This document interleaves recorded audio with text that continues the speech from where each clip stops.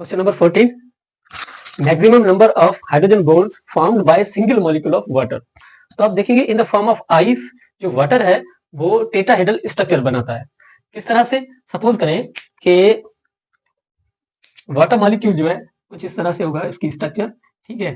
तो it will form hydrogen bonds with an other water molecules through hydrogen, lone pair and hydrogen, और इसका जो second lone pair है will also make bond with hydrogen of another molecule, और इसके जो दो hydrogens हैं वो दूसरे ऑक्सीजन एटम के साथ हाइड्रोजन बॉन्ड्स बनाते हैं, एंड इस तरह से एक water molecule will form 4 hydrogen bonds with other 4 water molecules, और इस तरह से in the form of ice it will form a tetra structure. That's why it has got structure like honeycomb, और इस वजह से उसकी जो डेंसिटी है वो कम हो जाती है। That's why ice float on water. तो मैक्सिमम जो बॉन्ड्स हैं वो वाटर जो है वो बनाएगा कितने? 4। Question number 15, which of the following is helpful for removal of temporary hardness. देखिए टेम्पररी हार्डनेस किस वजह से आती है? Because of bicarbonates of calcium and magnesium.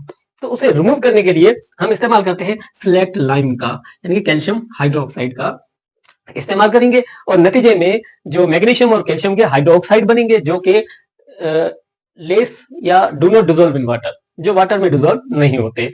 और इस हिसाब से जो हम कैल्शियम और मैग्नीशियम को लॉक कर देते हैं and temporary hardness get removed through this chemical. Another method is very simple कि हम बॉइलिंग के थ्रू भी टेम्पररी हार्डनेस को रिमूव कर सकते हैं, इसीलिए इसे टेम्पररी हार्डनेस कहा जाता है, ठीक है। 16 क्वेश्चन कि salt that do not dissolve in water. कौन सा साल्ट है जो कि वाटर में डिसॉल्व नहीं होता? तो potassium nitrate easily dissolves in water, sodium sulfate easily dissolves in water, because they are purely ionic compounds, but carbonates of magnesium and calcium both do not dissolve in water. Question number 18, pen is a dash। तो pen जो है वो है परऑक्सी acetyl nitrate, ये एक तरह का compound है जो कि एटमॉस्फेयर में पाया जाता है, और इट जनरेट्स ओजोन, यानी कि इससे ओजोन बनती है, and ozone itself is a secondary pollutant. तो PAN is actually a secondary pollutant. Answer होगा इसका सी।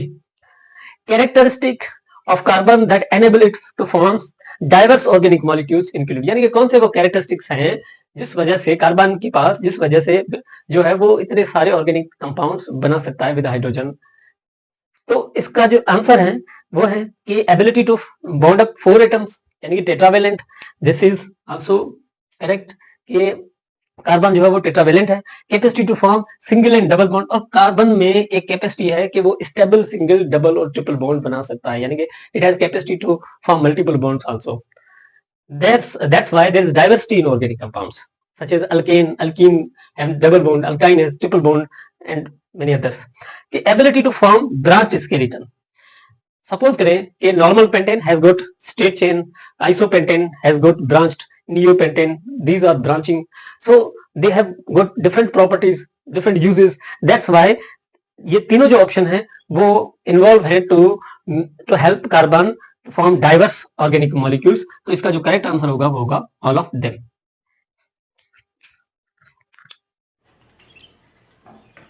क्वेश्चन नंबर 20 है Ayurvedic name for neopentane is. So what is neopentane? तो पेंटेन की मुख्तलिफ आइसोमर्स होते हैं, जिसमें एक आइसोमर है दैट इज नियोपेंटेन। उसमें क्या होगा, कार्बन और उससे जो है 4 मिथाइल ग्रुप इस तरह से अटैच्ड होंगे। So this is actually a neopentane. अब इसका आयुर्वेदिक नेम देने के लिए हम रूल्स फॉलो करेंगे, जिसमें पहला रूल है कि लॉन्गेस्ट चेन सेलेक्ट करना। जो सेकंड रूल है वो होगा नंबरिंग देना। आप किसी भी तरफ से हम नंबरिंग दे सकते हैं, इस तरफ से भी दे सकते हैं क्योंकि 2 पर मिथाइल ग्रुप आएगा, और इस तरफ अगर देंगे तो भी 2 पर ही मिथाइल ग्रुप आएगा। तो इसका जो नाम होगा, देखिए 2 ब्रांच यहाँ पर है हमारे पास, और दोनों नंबर 2 कार्बन पर है, तो ये होगा 2,2 डाइमिथाइल, जैसे जबकि ये 3 है तो प्रोपेन। तो इसका जो करेक्ट आंसर होगा वो होगा 2,2 dimethyl propane. Question number 21, which of the following is a true statement for carbohydrates? देखिए carbohydrates are actually polyhydroxy ketose और अल्डोस, यानी कि they are actually ketone group उनमें होगा या फिर एल्डिहाइड ग्रुप होगा और एक से ज़्यादा उसमें हाइड्रोक्सिल ग्रुप होंगे, तो वो कहलाएंगे कार्बोहाइड्रेट्स। लेकिन ओल्ड डेफिनेशन के मुताबिक they were considered to be as hydrated carbons. तो आगे जाकर हमें पता चला they are actually all are not hydrated carbons. Question and option में है all carbohydrates, sorry A, they are chemically alcohols. So they are not chemically alcohols. They are actually chemically either aldehydes or ketones and contains more than one hydroxyl group. तो ये option नहीं होगा। The general formula is this one. तो ये जो general formula है ये सारे कार्बोहाइड्रेट्स में नहीं होता। सपोज करें कि C5H10O4 दिस इज डीऑक्सीराइबोज, तो आप देखिए इसमें जो है रेशो हाइड्रोजन और ऑक्सीजन का जो रेशो है वो वाटर से रिजेंबल नहीं करता, but it still it is a carbohydrate, तो ये भी ऑप्शन गलत होगा। All carbohydrates are sweet in taste, so हमें पता है कि पॉलीसेकेराइड्स जो है are not sweet in taste, तो ये ऑप्शन भी गलत होगा। ऑप्शन नंबर डी है cellulose is the most abundant carbohydrate. तो कार्बोहाइड्रेट्स की कैटेगरी में एक पॉलीसेकेराइड होता है जिसे हम कहते हैं सेल्यूलोज, जो ज़्यादातर प्लांट्स में होता है, और ये ऑप्शन जो है वो करेक्ट है। Last one is all are incorrect, तो ये भी नहीं होगा। So correct option is D, that cellulose is the most abundant in nature.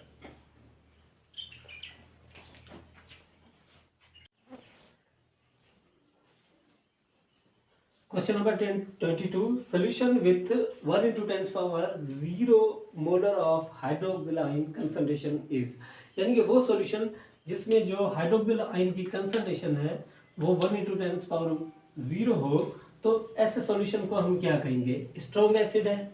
वो सॉल्यूशन क्या है, मतलब कि स्ट्रॉन्ग एसिड, वीक बेस, या स्ट्रॉन्ग बेस, या फिर वीक एसिड है। तो इसमें आप देखेंगे OH आयन की जो कंसंट्रेशन है वो 1 into 10 पावर 0 मोलर है, ठीक है। अच्छा, अगर सपोज करें कि इसकी जो POH वैल्यू निकालेंगे तो हो जाएगी minus log 1 into 10 power minus 0, that is minus log 1 plus log 10 power 0 is equal to, इसका जो आंसर आएगा वो होगा हमारे पास 0, ठीक है। Answer is 0 here. अच्छा, अगर हम इस pH को POH में कन्वर्ट करें तो फॉर्मूला हम पुट करेंगे pH plus POH is equal to 14। तो pH की जो वैल्यू है वो हमें यहाँ पर फाइंड करनी है, जबकि POH की वैल्यू जो है वो है 0, तो हम कह सकते हैं कि pH is equal to 14 here. तो वो सॉल्यूशन जो कि जिनकी pH 14 है वो स्ट्रॉन्ग बेस कहलाते हैं, तो इसका जो करेक्ट आंसर होगा strong base, means they are actually strong base. Okay, buffer solution is the mixture of, यहाँ पर डेफिनेशन पूछ रहा है कि बफर सॉल्यूशन कहते किसे हैं। तो बफर सॉल्यूशन में या तो वीक एसिड हो और उसका स्ट्रॉन्ग कंजुगेटेड सॉल्ट होना चाहिए। सपोज करें कि acetic acid it should be mixed with its strong salt, that must be sodium acetate or potassium acetate। तो ये है, इसे हम कहते हैं एसिडिक बफर सॉल्यूशन। ओके, या फिर क्या होना चाहिए? वीक बेस होना चाहिए। सपोज करें कि ammonium hydroxide with its strong conjugated salt such as ammonium chloride, तो इसे हम कहते हैं बेसिक बफर सॉल्यूशन। तो जो करेक्ट आंसर होगा वो होगा 1, जिसमें दिया गया है weak acid and its conjugated salt, या फिर होना चाहिए number 4 weak and its conjugated salt. तो वीक एसिड और वीक बेस, सॉरी, तो इसका जो करेक्ट आंसर होगा वो होगा 1 and 4।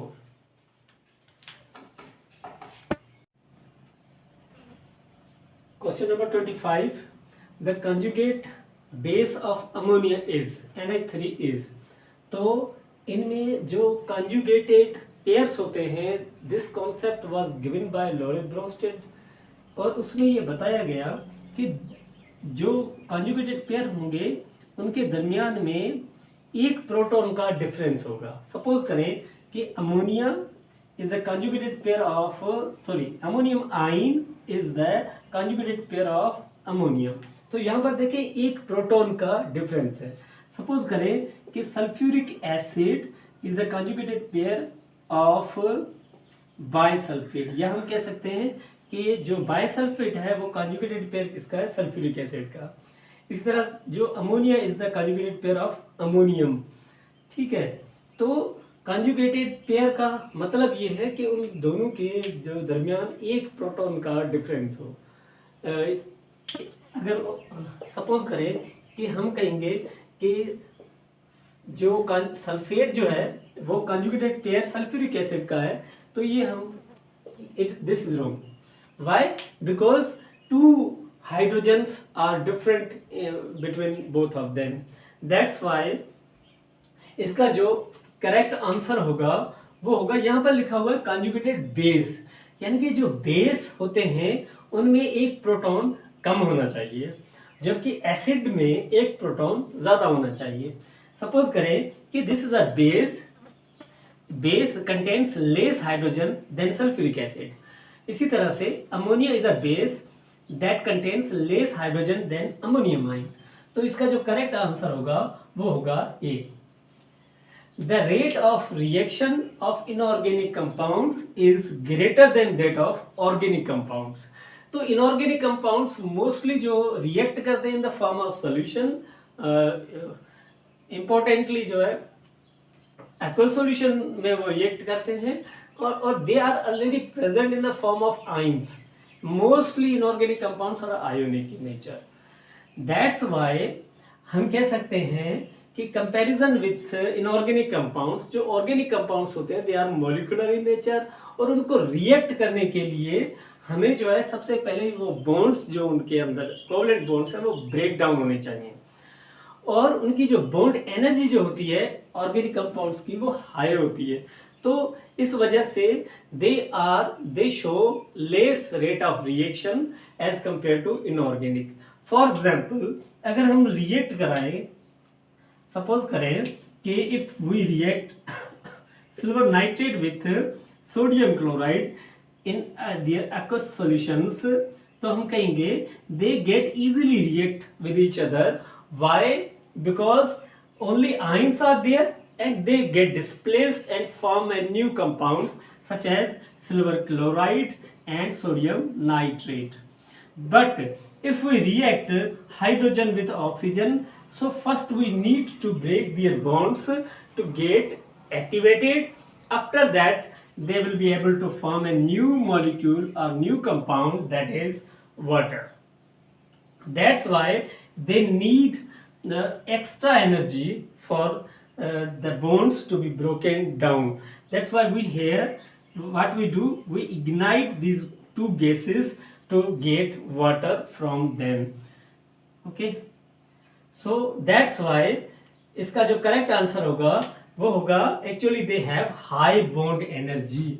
हाई बॉन्ड एनर्जी की वजह से देखें they contain molecules, they contains covalent bond, all of above. तो इसमें जो है कोवलेंट बॉन्ड्स इनऑर्गेनिक कंपाउंड्स में भी होते हैं, ठीक है, लेकिन हम कहेंगे they have high bond energy, that's why they react slower then that of inorganic compounds.